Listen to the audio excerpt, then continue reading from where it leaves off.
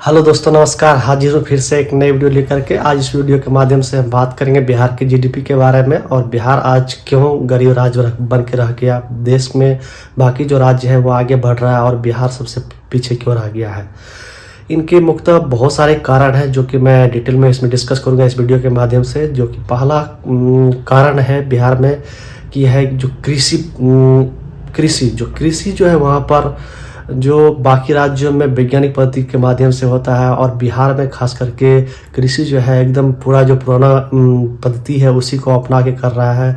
बिहार के किसानों के पास जो है सही संसाधन नहीं है। वैज्ञानिक रूप से जो भी चीज़ें डेवलप की गई है कृषि में ज़्यादा उपजाऊ करने के लिए वो चीज़ें अवेलेबल नहीं है, जिस कारण से क्या है जो बिहार के किसान सही ढंग से उपजाऊ नहीं कर पाते हैं तथा उनके पास उस तरह की पूंजी भी नहीं है जो कि खास करके अपने पैदावार को बढ़ा सके और एक सही इनकम कर सके, जो कि बिहार के विकास में कहीं ना कहीं एक बड़ा बाधा है। क्योंकि यदि आप देखेंगे खास करके पंजाब हरियाणा और साउथ के जैसे राज्य हैं वहाँ पर जो है किसान उनके पास अत्यधिक सुविधाएं अवेलेबल है और वो अत्यधिक पैदावार कर पाते हैं और जो है अच्छा मुनाफा कमा पाते हैं। लेकिन खास करके बिहार में वो चीज़ें नहीं हो पा रही है। तो इसमें कहीं ना कहीं राज्य सरकार के द्वारा भी एक ढीली रवैया बहुत दिनों से रही है और किसानों को जो सुविधा मिलना चाहिए वो सुविधा नहीं मिल पा रहा, जिस कारण से जो है किसान सही पैदावार नहीं कर पा रहे हैं और जो है ना ही अपने परिवार और ना ही राज्य के विकास में कुछ ज़्यादा कंट्रीब्यूशन कर पा रहे हैं। दूसरा मेजर रीजन जो है बिहार में बाढ़। हर एक साल बिहार जो है बिहार के ज़्यादातर जिला खास करके अलावा ऑलमोस्ट हम कहें तो 22 जिले बिहार के हर एक साल बाढ़ से प्रभावित होते हैं। तो बाढ़ आने के कारण क्या होता है कि करीब 3 से 4 महीने तक जो खाली उपजाऊ ज़मीन है या आप बोल सकते हैं सड़कें हैं वो सारी बर्बाद हो जाती है, जिस कारण से खेत को फिर से उपजाऊ बनाने के लिए या सड़कों को फिर से मरम्मत करनी पड़ती है। तो जो कि कहीं ना कहीं बिहार के लिए एक सही चीज़ नहीं है। वो बिहार को हर दृष्टिकोण से पीछे ले जाता है और लोग कई तरह का दिक्कत सामना करते हैं, जिस कारण से वो एक बहुत बड़ा कारण बन गया है बिहार को पीछे ले जाने के कारण। तीसरा जो मेन रीजन है शिक्षा प्रणाली।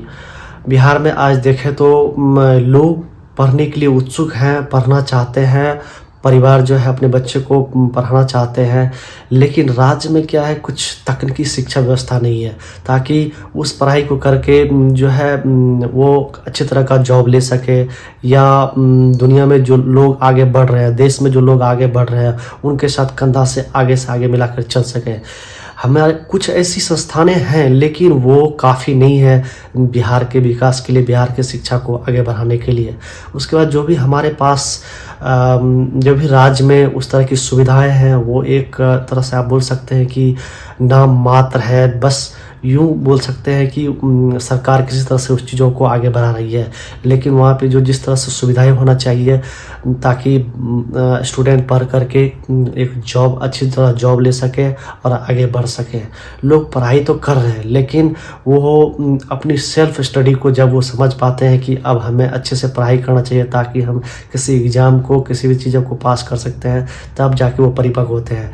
लेकिन वही चीज़ें यदि हमें उन्हें बचपन से मिल जाए तो वो जो है देश के अदर राज्य की अपेक्षा ज़्यादा विकास करेंगे। हाँ, बच्चे आगे चल कर के कुछ बड़े शहर आ जाते हैं, फिर जाके मेहनत करते हैं और वो आगे बढ़ रहे हैं, लेकिन वो एक नाम मात्र है। जो जिस परसेंटेज में होना चाहिए वो परसेंटेज में नहीं हो रहा है। तो जो कहीं ना कहीं जिस कारण से राज्य में लोग अच्छी शिक्षा नहीं ले कारण जो है अच्छी रोज़गार वहाँ पे पैदा नहीं कर पा रहे हैं। लोग जो है रोज़गार के लिए दूसरे राज्य जाते हैं, फिर वहाँ पर उन्हें कई तरह का दिक्कत का सामना करना पड़ता है। खास करके आप देखेंगे तो बिहार में जो है इंग्लिश को उस तरह से इम्पोर्टेंस नहीं दिया जाता है, तो जो कि एक बहुत बड़ा दिक्कत का कारण बनता है आगे चल के। खास करके वैसे स्टूडेंट जो प्राइवेट सेक्टर में काम करना चाहते हैं या जो बड़े लेवल पर काम करना चाहते हैं उनके लिए कहीं ना कहीं एक बड़ा दिक्कत का कारण हो रहा है। आज राज्य में प्राइवेट संस्थानें आ रही है लेकिन वो एक नाम मात्र है। जब तक राज्य सरकार और संस्थानें मिलकर उसे मास लेवल पे नहीं करेगा तो बिहार के विकास में वो चार चांद नहीं लगेगा। चौथा जो मेन कारण है इंफ्रास्ट्रक्चर। इंफ्रास्ट्रक्चर बिहार का इतना गिरा हुआ है कि आप बता नहीं सकते हैं, क्योंकि इंफ्रास्ट्रक्चर कमज़ोर होने के कारण आज जो है बिहार में कोई बड़ी कंपनी नहीं आ रही है, या कोई मिड लेवल की कंपनी भी नहीं आ रही है जो कि यहाँ पर जा कर के अपना बिज़नेस लगा सकते हैं, और बिज़नेस लगाएंगे तो वहाँ के लोगों के लिए रोज़गार उत्पन्न होगा। तो इंफ्रास्ट्रक्चर को जो होना चाहिए आज से 50 वर्ष मतलब 20 से 30 वर्ष पहले, वो नहीं हुआ। अब थोड़ी बहुत जो है इंफ्रास्ट्रक्चर को सुधार किया जा रहा है, लेकिन वो भी अभी बहुत ही बिगिनिंग स्टेज में है। जिस तरह से क्षेत्रफल के दृष्टिकोण से बिहार इतनी बड़ी राज्य है, वहाँ पर इंफ्रास्ट्रक्चर की बहुत ही ज़रूरत है, ताकि कि बहुत सारी कंपनियां खुल सकती है, बहुत सारी प्राइवेट ऑर्गेनाइजेशन आ सकती है, डिफरेंट तरह का बिजनेस खुल सकता है, ताकि लोगों के लिए वहाँ रोज़गार हो सके। लेकिन बिहार आज इस क्षेत्र में ही बहुत पीछे है। ये भी एक मेन कारण है बिहार को पीछे धकेलने का। 5वां कारण है सुरक्षा में बोले तो बिहार बहुत ही पीछे रहा है, जिस कारण से पिछले 20-30 सालों में जो बिहार का इमेज है मतलब देश लेवल पे, वो बहुत ही ख़राब रहा, जिस कारण से आपराधिक गतिविधियों को देखते हुए बहुत सारी कंपनियां या कोई भी अच्छे लोग जो बिजनेसमैन हैं वहाँ पर बिजनेस लगाने से हिचकते हैं। और आज पिछले 5-7 वर्षों में बहुत कुछ सुधार हुआ है, लेकिन अभी भी बहुत कुछ सुधार होना बाकी है। खास करके आप देखेंगे उत्तरी बिहार और खास करके पूर्वी बिहार, इन सब एरियाओं में सुरक्षा की भारी कमी है। तो कहीं ना कहीं राज्य सरकार को अपने सोच और मंशा को बदलना पड़ेगा, ताकि बिहार एक अग्रणी राज्य की श्रेणी में आ सके और लोग भयमुक्त होकर के वहाँ पर कोई व्यापार लगा सके और बड़ी बड़ी कंपनियाँ आ सके, ताकि लोगों के लिए रोज़गार उत्पन्न हो। तो सरकारें अभी कुछ वर्षों से ये कर रही है, लेकिन ये काफ़ी नहीं है। तो इस पर जो है लोगों को भी अपनी सोच बदलनी होगी, ताकि आने वाले जनरेशन के लिए बिहार एक सुरक्षित जगह हो और वहाँ पर रोज़गार का माहौल बन सके, लोग आके वहाँ पे बिजनेस करें और लोगों के लिए रोज़गार उत्पन्न करें।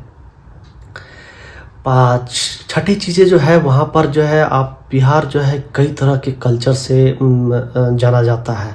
बिहार में हर दृष्टिकोण का कर सकते हैं कि जो क्षेत्रीय पर्व त्योहार एवं बहुत सारी कल्चर फॉलो होती है, और कुछ चीज़ें हैं जो कि राज्य में अभिशाप के तौर पे है। जैसे मान लीजिए बहुत सारे लोग जो हैं गरीब हैं या मिड फैमिली से आते हैं, तो जैसे छोटी मोटी चीज़ें जैसे पर्व त्योहार है, या आप बोल सकते हैं कि वहाँ पे एक रीति रिवाज है कि मरने के बाद लोग भोज देते हैं 3 दिन।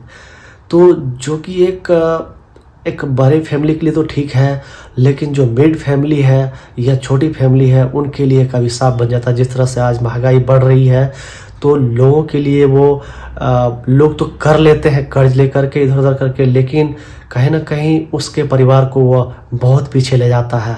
और इस तरह की छोटी मोटी बहुत सारी कल्चर है जो वह चल रही है, और लोगों को आज समय के अनुसार उसे चेंज करने की ज़रूरत है, ताकि लोग जो पैसे हैं, जो उनके पास संसाधन है, उनको अपने परिवार के विकास में लगा सके, और यदि परिवार विकास होगा तो राज्य भी विकास होगा।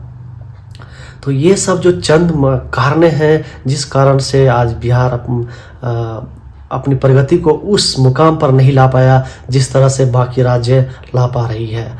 तो यदि इन सब चीज़ों को राज्य सरकार ध्यान देती है और लोग भी अपनी मानसिकता को चेंज करते हैं, तो डेफिनेटली आने वाले 5-10 सालों में बिहार एक अग्रणी राज्य की श्रेणी में रहेगा। ये रहा आज का वीडियो, और आप चाहते हैं कि इस तरह का कुछ ना कुछ मैं वीडियो लेकर के आऊँ, और तो मेरे इस चैनल को सब्सक्राइब करें और लाइक करें। Thank you.